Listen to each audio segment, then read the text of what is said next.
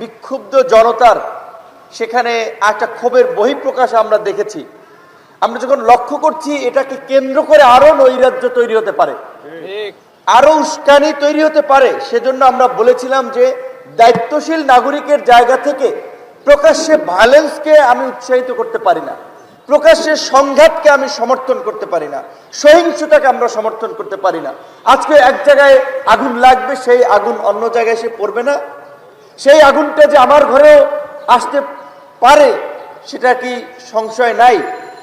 এই যে ধানমন্ডি 32 থেকে ঢাকার বাইরে আরো বিভিন্ন জায়গায় চললো, এবং এইটা করতে গিয়ে আবার কিছু মানুষ যারা ধরেন রাগে ক্ষোভে এই ফাঁসিবাদের প্রতি ঘৃণা প্রকাশে সেখানে গিয়েছিল, তারা অনেক আহত হয়েছে। দুই এক জায়গায় আবার দেখা যায় মারামারি লেগে গেছে। তো আমরা 5ই আগস্টের পূর্বে যেভাবে সমগ্র জাতি ফ্যাসিবাদের পতনে ঐক্যবদ্ধ ছিলাম, ইস্পাত সম ঐক্য ছিল, 5ই আগস্টের পরেও যদি এগুলো উড়িয়ে দেওয়া যেত, ধূলিসাৎ করা যেত, তখন কেন করা হলো না? তখন তো এগুলোকে প্রোটেকশন দিয়েছে। কারা প্রোটেকশন দিয়েছে আমরা জানি না, টাকা নিয়ে পয়সা নিয়ে প্রোটেকশন দিয়েছে। তো এখন কেন 6 মাস পরে হঠাৎ করে মনে পড়লো? মানে অর্ধেক ঘুমাইয়ে মনে পড়ছে যে এখন একটু বাথরুমে যাওয়া দরকার, এরকম অবস্থা। এই অভ্যুত্থানের চেতনাকে বিক্রি করে কেউ দল করব, কেউ দখলবাজি করব, চাঁদাবাজি করব, ক্ষমতায় যাব, এইটা তো অভ্যুত্থানের আগে জনগণকে আমরা বলি নাই। 6 মাসে কি সংস্কার হয়েছে? খালি টেলিভিশনের হেডলাইন হচ্ছে, পত্র পত্রিকায় লেখা হচ্ছে, শ্বেত পত্র প্রকাশ করেছে নাকি 28 লক্ষ কোটি টাকা পাচার করেছে। কারা কারা 28 লক্ষ কোটি টাকা পাচার করেছে নাম এসেছে আপনাদের সামনে?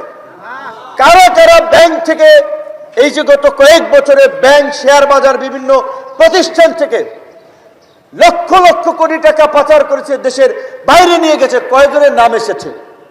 যে এই বসুন্ধরার মতো আপনার এই মাফিয়া দুর্বৃত্ত বাংলাদেশিতে সবচেয়ে ভূমিদস্যু শিল্প কারখানা, জনগণের রক্ত চুষে আজকে 1000 কোটি টাকার মালিক হয়েছেন, মরার পরেও শেখ হাসিনার সাথে গিয়ে জান্নাতে থাকতে চেয়েছেন, তারা এখন ব্যবসা বাণিজ্য করছে দেদারসে। তাদের মতো মাফিয়াদের বিরুদ্ধে ওরিয়নের মতো এবং আরো যারা এস আলম কিংবা আরো যে সমস্ত গ্রুপ, নাবিল গ্রুপ, এই যারা হাজার হাজার কোটি টাকা আপনার ব্যাংক থেকে হাওয়ার মাধ্যমে উড়িয়ে নিল, কয়জনের বিরুদ্ধে ব্যবস্থা নেওয়া হয়েছে? হত্যার সাথে জড়িত আওয়ামী লীগের কতজন নেতাকে গ্রেপ্তার করা হয়েছে? সাবের হোসেন চৌধুরী কিভাবে জামিন পেল? আনোয়ার হোসেন মঞ্জুরা কিভাবে জেলে না গিয়ে বের হয়ে গেল? প্রশ্ন করেন। উপদেষ্টাদের অনেকের পরিচিত, বিভিন্ন তদবিরে অনেকে ঠিকই শেখ হাসিনার আমলে মাফিয়াগিরি করেছে, দুর্বৃত্তায়ন করেছে, তারা এখন